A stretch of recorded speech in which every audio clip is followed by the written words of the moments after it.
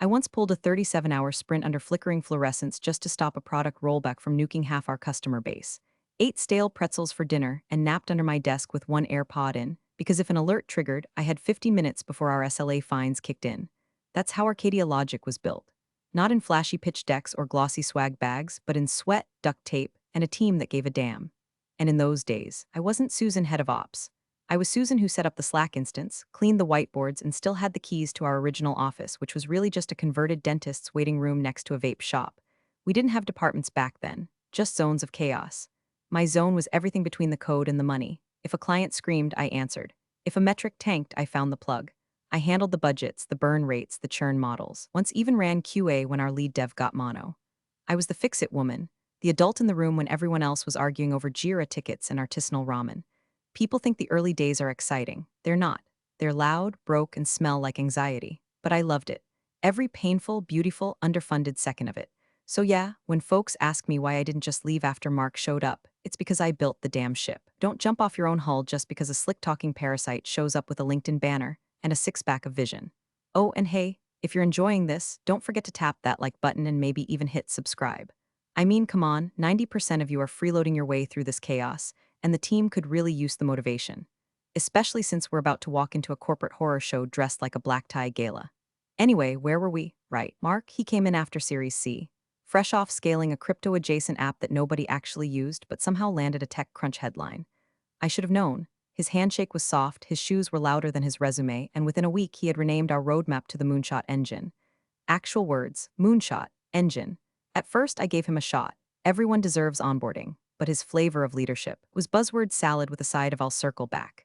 He loved the spotlight but couldn't read a P and L without whispering to his EA. He started doing reorg check-ins where he'd host 15-minute meetings to say nothing except we're leveling up our culture stack. What does that even mean? Meanwhile, the team that had been holding this place together, slowly, methodically, he started gutting them. Our head of support gone. No goodbye. Just a locked Slack account and a vague HR email. One of our earliest engineers, suddenly on leave. Mark replaced her with someone from his last company, a guy who once accidentally deleted our staging environment. Twice. But here's the thing. Mark didn't just cut people. He rewrote history. Projects that had been greenlit under my watch magically became Mark's initiatives. Investors started quoting his decks I built while he was off vlogging with a ring light in his office. I remember the day I realized something was off. We were in a budget planning session and I noticed I wasn't on the invite. Weird, I always led budget, I showed up anyway. Mark looked at me half smile and said, "Oh, Susan, we're streamlining these touch points. Touch points? That was his code for you're out." I stayed quiet, I watched, and I started noticing patterns. My calendar was thinning out. Docs I created were suddenly restricted. I'd see files I authored, but they were owned by new leads. Leads who couldn't explain a margin curve if it hit them in the face. Still, I played along. I acted like the good soldier. I even joined his stupid Slack channel called #MissionMars. I posted emojis, sent clapping gifs. But behind the scenes, I started my own little mission. Not to Mars, to survival. I copied every file I had access to, screenshotted calendar invites, kept receipts, dug up the dusty shareholder docs we'd stashed after Series A, and that's when I found the first thread in the sweater, a proxy clause tied to the founder's shares. Dormant, unused, but still legally binding. The kind of thing people forget until they don't. I didn't know what the end game was yet, but I knew one thing: Mark was moving fast. Faster than someone with nothing to hide. And me? I don't move fast, I move right. 3 weeks after Mark's latest vision sync, I opened my laptop Monday morning and found an empty calendar. Not blank, wiped. No stand-ups, no strategy reviews, no budget check-ins, not even the recurring weekly I had with the board liaison. I refreshed, logged out, back in, thought maybe the system had hiccuped. But no, my digital life had been vacuumed clean like it never existed. At first, I gaslit myself, told myself maybe there was a system migration. Maybe Mark's assistant screwed up the shared access. Maybe something innocuous. But deep down, I felt it, the kind of gut chill you only get when the trap's already snapped and you're just standing there blinking at the teeth. Then came the badge. I got into the building, past the lobby turnstiles, but when I got to the elevator access, denied. Red light. No beep, tried again and again, like some desperate idiot waving her identity at a wall that didn't want her anymore. The security guy, Paul, sweet guy, always brought in leftover donuts on Fridays, gave me an apologetic shrug. "Probably a glitch," he said. "Go check with IT," so I did. And what did I get? A ticket number and a glazed-over tech who didn't even make eye contact. He scrolled for a minute, then mumbled, "Yeah, your badge permissions were modified. Probably intentional. We'll have to talk to Mark." That was the first time someone actually said his name in reference to my erasure. Talk to Mark.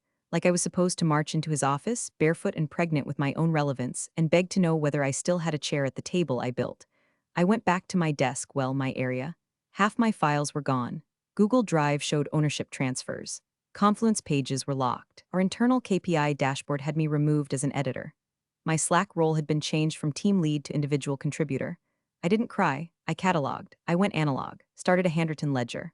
File names, changes, owners, timestamps, screenshots, external backups. I'd already backed up most of the strategic ops docs to a personal encrypted drive months ago when Mark first started playing musical chairs with leadership titles. The official company org chart still listed me as head of ops, but my shadow was being erased pixel by pixel. That afternoon, a junior dev, I'll call him Aiden, came by my desk pretending to ask about sprint timelines. Real soft-spoken kid, good instincts. As he leaned over my screen, he whispered, "You didn't hear it from me, but there's a doc floating around. Called New Leadership Restructure Q4 Draft. You're not on it." I didn't blink, didn't flinch, just nodded and said, "Thanks. You need anything else for the sprint?" He walked away like nothing happened. Meanwhile, I started digging. Buried in our shared drive were investor updates, some of which I hadn't been looped into. Mark had been sending flashy updates to Raymond and the rest of the Series C syndicate, painting a story that spun my work as his. Charts I built were stripped of watermarks. My revenue pacing model had been repackaged as a proprietary forecasting algorithm. The gall was so brazen, it was almost stupid. But then again, that's Mark's superpower, confidence unmoored from competence. I pulled up the original founder agreement from when we incorporated. I remembered the clause vaguely, something about dormant shares and transfer conditions if the founder ever left without exercising his full vest, which he did, 2 years ago. Quiet exit. Burned out, left me a bottle of scotch and a handwritten post-it note that said, "Keep this thing alive." Back then I thought it was sentiment. Now it felt like a premonition. I found the clause. 10.4b. Proxy transfer rights in the event of founder disengagement. Legally binding. Not yet executed but assignable with notarized approval, which I had. Because 6 months ago, before Mark arrived, the founder emailed me a scanned proxy form. Just in case, he wrote. I printed it, notarized it at the UPS on 6th Street, and stuck it in my personal folder. Didn't think I'd ever need it. Now I tucked it into my briefcase like a dagger. That week I stopped attending meetings and started listening. To hallway whispers, to Slack threads, to body language. I wasn't a part of the new Arcadia logic anymore, not officially. I was a ghost in her own house. But ghosts know all the secret passageways. I started drafting a file, titled Contingency Internal. It wasn't revenge, not yet, it was protection, insurance, but I knew. Mark wasn't just pushing me out. He was preparing to burn the house down and build a mirror version without the woman who'd poured the foundation. 2 weeks before the gala, I got a glossy invitation in my inbox like nothing had happened. Arcadia Logic Presents, Elevate, a celebration of innovation and growth. Black tie. Investor showcase. Press attendance confirmed. And there it was, right under the executive leadership team section. Susan NG, head of strategic operations. I stared at it for a good 10 minutes, sipping lukewarm coffee like it might turn into wine if I waited long enough. My badge still didn't work. My calendar was still barren. Mark hadn't spoken to me since his last performative town hall, where he used the word synergy so many times I almost passed out. Yet here I was, still printed in Helvetica New, like my erasure hadn't already begun. So I made a choice. I RSVP'd yes. The venue was an upscale glass-walled monstrosity in the Arts District. Edison bulbs everywhere, hors d'oeuvres served on slabs of reclaimed wood, a string quartet playing Coldplay like it was choppin'. Everyone had that fake smile glow you see in Instagram posts before the divorce. I wore black, not just because it's slimming, but because it matched the tone of the evening funeral chic. Heels, yes, but flats tucked in my bag. I'm not an amateur. I arrived 15 minutes early naturally. Early is power. Late is for people trying to make an entrance. I didn't need an entrance. I was the infrastructure. The seating chart was projected on a digital screen like some futuristic Hunger Games. Table 3, Susan NG, Mark Halston, Raymond Cho, and 2 investment partners from Cypress Creek Capital. Raymond Cho, the man who personally led our $50 million Series C raise, a guy with the demeanor of a Buddhist monk but the kill switch of a Wall Street wolf. Quiet, efficient, allergic to bullshit. Now he was seated with me. I made a mental note. No way in hell that was random. I walked to table 3 like I belonged there because technically on paper I still did. Mark hadn't sent a termination letter. HR hadn't processed a title change. And until someone handed me a cocktail napkin that said, "You're fired," I was still head of strategic ops, damn it. Mark arrived last, of course, wearing a suit that probably cost more than my first car and a smile curated for magazine covers. He air-kissed one of the Cypress Creek partners, fist-bumped the other, and gave me a nod so shallow I needed a shovel to find the meaning. Smiled right back, big, bright, empty. He gave his usual performative speech over tuna tartare. Arcadia is reaching escape velocity, preparing for strategic alignment, blah, blah, blah. He even used the phrase disruption mindset and didn't spontaneously combust. Disappointing. Throughout the dinner, I played the part, asked the right questions, laughed at the safe jokes, complimented the wine pairings, never let my posture dip or my expression falter. Raymond, though he watched, he didn't talk much, didn't interrupt, but he noticed everything. My silence marks overcompensation. The subtle shift when I mentioned, in passing, it's always surreal watching someone announce plans they didn't actually design. His eyes flicked to me like a sonar ping. I turned to the stage. The MC was warming up the room with investor shoutouts and canned hype. A countdown timer glowed faintly on the floor behind him. 10 minutes until Mark's major announcement. I'd seen the preview deck, flashed on Slack 2 days prior before I was booted again. He was going to announce a planned merger with a mid-tier AI firm in Seattle, complete with bloated projections and a shared value slide that looked like a BuzzFeed quiz. The room buzzed with chatter. Someone from TechCrunch was live tweeting appetizers. A micro-influencer in a pink blazer live-streamed from the back row, probably hoping to snag a founder glow-up reel. Me, I was watching Raymond's face, and he wasn't smiling. His hand tapped rhythmically on the tablecloth just once and then again, almost like Morse code. Then during dessert, a deconstructed tiramisu that looked like a failed science experiment, my phone buzzed on the table. I glanced at the screen. A message from an unknown number, but the preview line was all I needed. Consider your access revoked. No subject. No punctuation, just surgical cruelty. I didn't move, didn't gasp, didn't give Mark the satisfaction. I tapped the message open. The number was Mark's, just unlisted in his usual contacts. He wanted me to know, but also to not know. I placed the phone down, turned it toward Raymond. He read it. His jaw didn't tighten. His breath didn't change. But his pupils dilated like a predator clocking movement in the tall grass. He leaned in slightly. "Do you have everything?" I nodded just once. And then the tiniest smirk twitched at the corner of his mouth. Not joy, not surprise, confirmation. Something shifted in the air like the moment before a thunderclap. Across the room, Mark was walking toward the side stage entrance, mic in hand, ready to bask in his artificial legacy. Raymond stood up. I didn't know what he was about to do, but I knew I wasn't alone anymore. The room dimmed as the MC tapped the mic, his voice echoing just slightly too loud through the boutique sound system. "Ladies and gentlemen, please turn your attention to the stage for a few words from Arcadia, Logic's fearless leader." Mark emerged from behind a velvet curtain like he was stepping onto a Broadway stage, not a platform built on 5 years of other people's work. The spotlight caught the shine of his gelled hair, his perfect teeth. The custom suit probably steamed 5 minutes before go time by some poor intern. He waved like he was greeting old friends, not future casualties. At my table, I sipped my water. Across from me, Raymond Cho placed his napkin slowly beside his plate and gave Mark a look I couldn't quite place, something between disinterest and diagnostic focus. A surgeon sizing up a tumor he already planned to remove. Mark began speaking in his usual keynote rhythm, every sentence ending in a crescendo, every pause calculated for applause he wouldn't get. When I joined Arcadia Logic, he began, I saw not just a company, I saw a movement. Cue the slide, a hero image of Arcadia's logo floating above clouds, as if heaven itself had given us permission to innovate. I felt my phone vibrate. It was face up on the table, half beneath my hand. The name didn't display, just the number unfamiliar. No emoji, no contact photo, just the digits and a preview of the message. "Consider your access revoked." I didn't react, didn't flinch. I just stared at it like I was reading an update about a storm halfway across the world. My heart didn't race, not right away, it slowed. Because that's what real betrayal feels like. Not shock, not even anger. Just that sinking, final realization that someone isn't just stepping over you. They're pretending you were never there at all. No signature, no explanation, no context. Just a sentence dropped like a guillotine. I opened the message. It was real, time-stamped. Sent 2 minutes ago. While Mark stood 20 feet away pretending to be a visionary, he texted the woman who built his runway and told her to go home like a temp with the wrong badge. Still smiling, I slowly turned the phone around and slid it toward Raymond.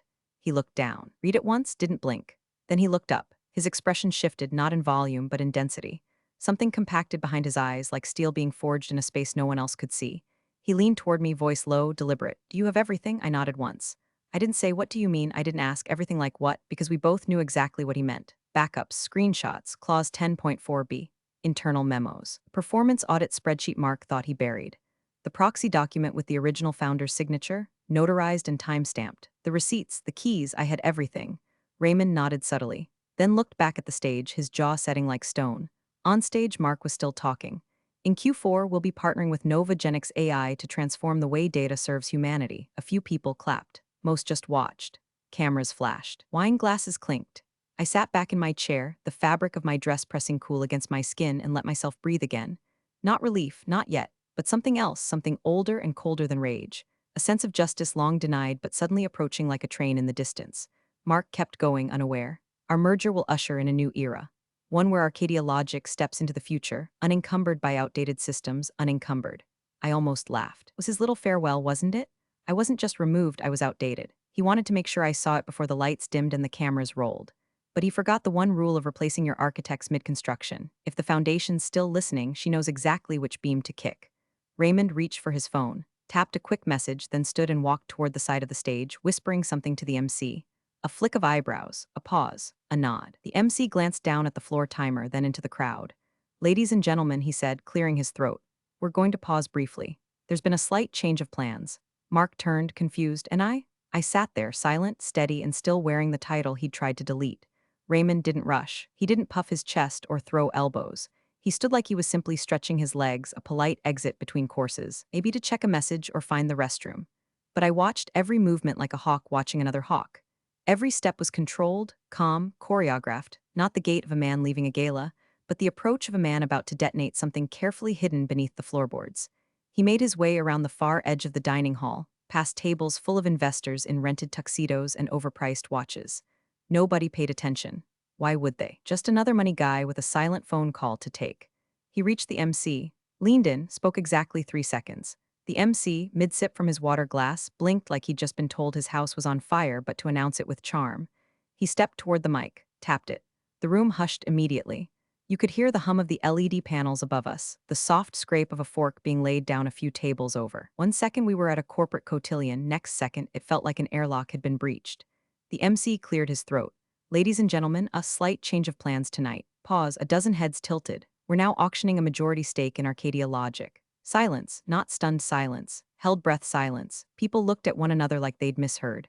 Like maybe this was some kind of quirky metaphor. A joke, perhaps, part of the presentation. It wasn't. My pulse roared in my ears like it was trying to escape my body. But outwardly, I didn't twitch. Not even a blink. Just sat there with my hands folded on my lap like I'd been told nothing more shocking than a menu change. 2 tables over, a venture partner dropped his wine glass. It didn't shatter, just rolled onto the tablecloth with a dull thud. A woman from Series B looked at her phone like maybe this had hit Twitter before it hit her ears. And then Mark exploded out from backstage like a malfunctioning automaton. His mic was still on, and the tail end of some self-congratulatory statement echoed from the speakers, are proud to lead the future of. He looked wild. Not messy, he was still polished. But it was that desperate kind of polish. The slick-back hair was suddenly too slick. The grin too forced. The steps too fast to be casual. He charged the MC like someone had just insulted his stock portfolio, whisper shouting in a way everyone could hear anyway. What the hell are you talking about? The MC shrugged, Raymond's direction. A ripple went through the crowd like someone had dropped a match into dry leaves. Raymond reappeared, not hurrying, not smug, just present. He wasn't performing. That's what made it terrifying. He just stood there, hands in his pockets, or of a man who didn't need to raise his voice because the paperwork had already been signed. Mark's smile twisted like it didn't fit his face anymore. This isn't official, he barked. There's a process. We don't just auction ownership at dinner. Raymond finally spoke calmly. No, you don't, but you're not the majority stakeholder anymore. Every syllable landed like a nail being driven through lacquered wood. You could hear someone gasp behind me. Investors leaned in. Whispering, I stayed still, motionless. But beneath the calm, my heart rattled against my ribs like it was trying to beat its way out. I felt the weight of every contingency plan I'd drafted, every email I'd backed up, every file, clause, and timestamp I'd archived. This wasn't just a twist of fate, it was the moment the scale tipped after years of quiet wait. Mark's eyes scanned the room for allies. He found none. Not at table 2, where the board chair had gone pale. Not at table 6, where the legal counsel for Cypress Creek had already pulled out his phone. And definitely not at my table, where I sat quietly, still smiling that corporate smile that means absolutely nothing and everything at once. Mark opened his mouth again, but Raymond held up a hand, not as a threat, but as a signal, like a referee, like a judge, like someone who already knows the verdict. Sit down, Mark, he said softly. You're about to make this worse for yourself. And for the first time all evening, Mark did something smart. He sat. But he didn't look at me. Couldn't, because deep down he knew this wasn't chaos. It was the execution of a plan. And I'd started writing it the moment my badge stopped working. 6 months before the gala, before Mark's whiteboard jargon and hallway purges, before the title changes that never got announced but somehow appeared in email footers, I got lunch with Ali, Arcadia's original founder. We met at a diner with cracked booths and too many ceiling fans, the kind of place where every plate smells like bacon, even if you order pancakes. He looked tired, not just startup tired, done tired. The kind of tired that's deeper than sleeplessness. Bone settled, exit tired. He didn't even bring a laptop. Just a manila envelope, slightly bent in one corner. when I slid into the booth across from him. He pushed it toward me like he was handing over something cursed.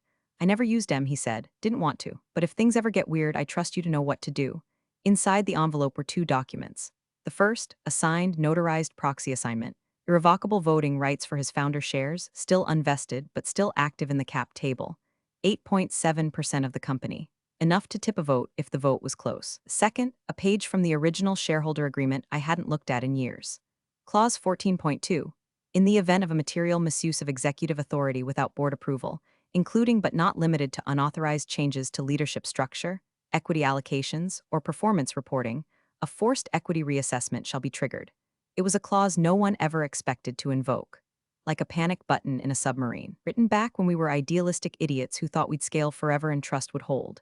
I folded the documents carefully and slid them into my leather folio.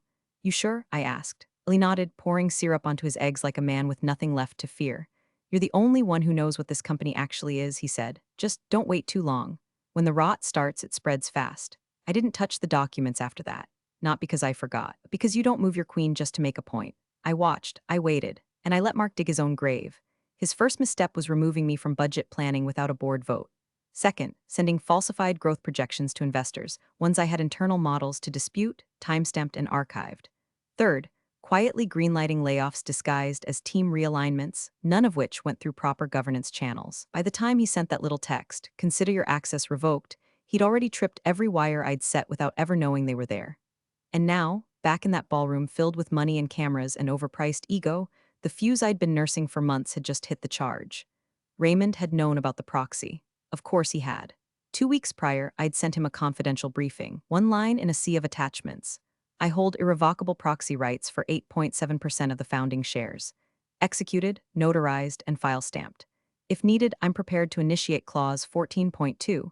He didn't reply in writing, not his style. But 2 days later, his office requested an informal review of executive authority structures from legal. One of his partners accidentally CC'd me on an email thread about Arcadia's leadership integrity review. 12 moves ahead. That's the only way to play this game. Because here's the truth no one wants to admit about boardrooms and founders and the golden goose chaos of tech startups. No one reads the old rules until someone tries to break them. And I never forgot the rules. I knew the founder's intent. Knew how this company was meant to function. Had been the keeper of that DNA when everyone else chased valuation cliffs and pitch deck dopamine. Clause 14.2 wasn't just a line in a dusty document. It was a scalpel. Precise, clinical, final, and all Mark had to do was get cocky enough to give me the clean legal moment, which he did. Repeatedly. Every time he bypassed the board, every time he reassigned a role without quorum, every time he retrofitted a lie into a press release. He was teeing up the very clause that now hung over his career like a guillotine on a timer. So when Raymond stood in that ballroom, flanked by lawyers and silent shareholders, he wasn't bluffing. And I wasn't surprised. I sat there, sipping my wine, hands folded neatly, not because I was calm, but because this was the moment we'd been planning for months. Mark thought I was playing checkers, but this wasn't a game. It was a checkmate written in ink 6 months ago, under cheap diner lights, over a plate of eggs that smelled like surrender. The spiral didn't start with shouting or spectacle. It started with a whisper, a subtle shift in atmosphere. Like someone had cracked a window in a room full of smoke, and now the truth was curling in through the drafts. The MC never returned to the stage. Mark paced behind it like a trapped animal in a tailored cage, whispering frantically to his assistant, who looked one bad sentence away from a breakdown. His mic had been cut. His slides frozen on screen, slide 14 of 32, our vision for strategic autonomy. Meanwhile, Raymond nodded once to a man in a dark suit seated near the emergency exit. The man rose, left the room, and returned moments later with Arcadia Logic's general counsel in tow, Michelle Park, a woman whose resting expression could stop a freight train. She didn't even look at Mark. Just walked straight to Raymond, took the folder he handed her, and began flipping through it like she was reading a menu. Mark noticed. Of course he did. He stormed over, low-voiced but sharp. "Michelle, what the hell is this?" She didn't look up. "It's a preliminary review. You'll want to be quiet now." Board members began shifting in their seats, not panicking, moving, phones out. Private Slack DMs firing. One man from table 5 stepped into the hallway. 2 women at table 1 leaned into each other, murmuring with furrowed brows. The CFO, usually glued to his glass of bourbon, suddenly looked sober. Mark pivoted. He tried to smile, like a magician caught halfway through a bad trick, desperate to regain the room. "None of this is binding," he said, loud enough for the front half of the room to hear. "There's protocol, votes. These are preliminary conversations." He emphasized that last phrase like a lifeline. Like if he said it enough times, it would become true. That's when Raymond stepped forward and opened the folder. My folder, black leather, gold clasp, Inside, tabs, printouts, emails, flagged documents, timestamped screenshots. Exhibits A through M, unauthorized role changes. Slack messages from Mark instructing team leads to clean up performance data ahead of the Series C deck. Spreadsheets showing mismatched revenue projections between internal and investor-facing reports. Email chain where Mark had unilaterally approved bonus reallocations from laid-off employees' equity pools without informing the board. All neat, all highlighted.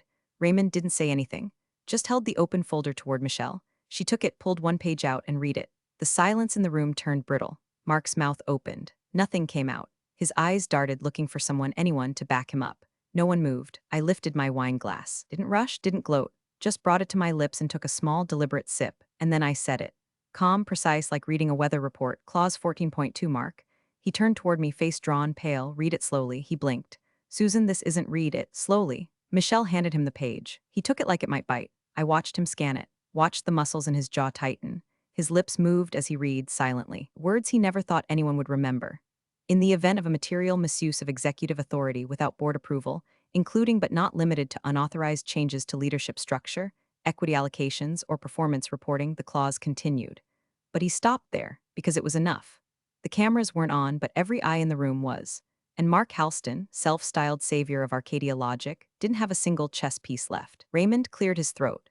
Based on the documentation provided, and per provisions of the shareholder agreement, specifically Clause 14.2, we are convening an emergency board session. Mark looked at him, then at me, then at the folder. Raymond, you're making a mistake. Raymond didn't blink. No, I'm correcting one. Mark turned toward me one last time, but I was already looking past him, because this wasn't about him anymore. This was about every woman who ever built something just to watch a louder man take credit. This was about legacy. And the truth? It had always been waiting, quietly, like a file in a locked drawer, until someone was dumb enough to hand me the key. The side room wasn't anything special, just a private dining area repurposed for crises. Faux mahogany table, frosted glass door. One of those little conference speakerphones in the center that never really works. A tray of untouched pastries sat in the corner like leftovers from a meeting that no longer mattered. They were already seated when I entered. The full board, Raymond, Michelle, two investor reps, one visibly sweating COO who looked like he wanted to be anywhere else. Mark sat near the end, shoulders square, hands folded tight enough to crack bone. I didn't acknowledge him. Didn't need to. I walked to the far end of the table, placed my laptop in front of me, and opened it with the same care I used to draft our first go-to-market strategy 5 years ago. Calm, focused, not here for revenge, here for the reset. Raymond gestured once and the door clicked shut behind me. Miss NG, Michelle said, voice even. The board is prepared to hear your findings. I connected my laptop to the screen. The projector blinked to life. Slide 1, operational irregularities and governance failures. Q2Q for no branding. No animations, just facts in 11-point font. I'll be brief, I said, and I was. I presented a timeline, emails, Slack messages, edited metrics between investor and internal decks, bonus reallocations that violated the compensation charter, a pattern of executive actions made without board knowledge, designed to inflate short-term optics at the expense of long-term integrity. Slide 6, suppression of internal complaints. I received 4 messages in the last 6 weeks from staff flagged for realignment, I said, scrolling through anonymized excerpts. All shared a common pattern: pressure to hit impossible KPIs, suggestions to get on board or get out, and threats of retaliation. Mark tried to speak. You're Mr. Halston, Michelle interrupted. You'll be given an opportunity after the presentation. He fell silent, but not before glancing at Raymond, whose face was unreadable. Slide 9, violation of Clause 14.2. I displayed the exact line. Highlighted. Next to it, each corresponding incident, timestamped and linked. No commentary, no hyperbole, just receipts. When I finished, I closed the laptop, placed my hands on the table, and looked each board member in the eye. The actions outlined not only breached protocol but placed this company and your investments at risk, I said, tone steady. Tonight's disruption wasn't my doing. It was the unavoidable result of inaction. Michelle leaned forward. Motion 1, suspension of Mark Halston, CEO, pending formal investigation into executive misconduct. She looked around the table. All in favor? 7 hands rose, no hesitation. Mark didn't move. He stared ahead, jaw locked, as if refusing to blink would turn the room back into his. It's not. This isn't how things are done, he muttered. Raymond didn't even look at him. Motion 2, Michelle continued, per the voting rights held by Miss NG and the proxy shares of the founder, as well as investor alignment through Cypress Creek Capital, we propose a shift in controlling interest. She paused. To be held by Mr. Raymond Cho's group, with operational management delegated to Susan NG, effective immediately. This time, Mark did try to interrupt. Can't just hand her the company. Michelle calmly replied, it's not being handed, it's being returned. The vote was unanimous. No speeches, no applause, just recorded decisions, signed documents, and a silent storm finally given structure. I didn't smile, didn't lean back, just closed the laptop, nodded once, and stood. No one followed me out. They stayed behind, murmuring logistics, assigning compliance audits, setting up interim reporting structures. A kind of tedious, necessary architecture that rebuilds companies when the branding falls apart. Outside the side room, the gala continued. Softer now, less frantic, a polite hum of forks and murmurs, unaware that the roof had been ripped off and rebuilt in the time it took to eat a slice of beet tartare. I paused before stepping back in. Checked my reflection in the glass, hair intact, eyes sharp, still Susan, but no longer the ghost in someone else's story. Now the architect again, not of vengeance, of repair. The lights hadn't dimmed when I returned to the ballroom, they just softened like the room itself knew something fundamental had shifted. The violinist had picked up again, this time with something quieter, slower, like a postscript in string form. Waitstaff circulated with espresso mousse in tiny glass jars, smiling like nothing had happened. And maybe for most people in that room, nothing had yet.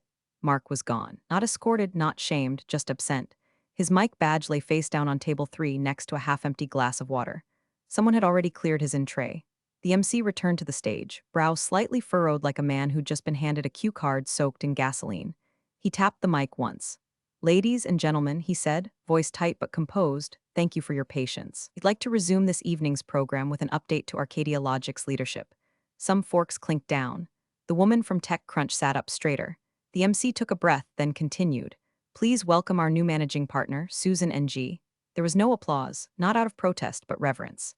The kind that seeps in when people realize they were watching the wrong movie the entire time. I stood, walked to the stage in the same heels I'd worn when I first pitched our product to Raymond's Fund 3 years ago. Same spine, same breath. Only now no more shadows, no more borrowed titles. The click of my heels across the floor felt louder than the music. I stepped up to the mic, adjusted it once, not because it needed it, but because it signaled control. I looked out over the crowd. Some faces were familiar, some had changed, some had bet against me. Most just never noticed me. Until now, I didn't clear my throat, didn't thank anyone. I just said, this company was built on integrity. Pause, and tonight we honor that. I let the silence breathe. Then I clicked the remote in my hand, one slide illuminated the screen behind me. A reinvestment in the Arcadia team, I continued. Effective immediately. You're reinstating the equity pools for the 43 employees marked for realignment under the previous administration. Your shares are safe. Your work is valued. And your future here is yours to shape. Now there was applause, not polite, not forced. Real. From developers and analysts and quiet operators who'd sat through Mark's nonsense in silence. From people who'd watched their effort be repackaged, their voices erased, their chairs made colder by the hour. I ended it there, didn't run out the clock, no monologue, no mission vision statement, just stepped back from the mic and nodded to the MC. On my way offstage, I passed Raymond. He didn't say anything, just gave me the smallest nod. The kind reserved for equals, co-architects. As I returned to my table, the air had shifted again. It wasn't louder, it was sharper. People were recalibrating, quietly panicking or quietly celebrating, depending on how well they'd read the game.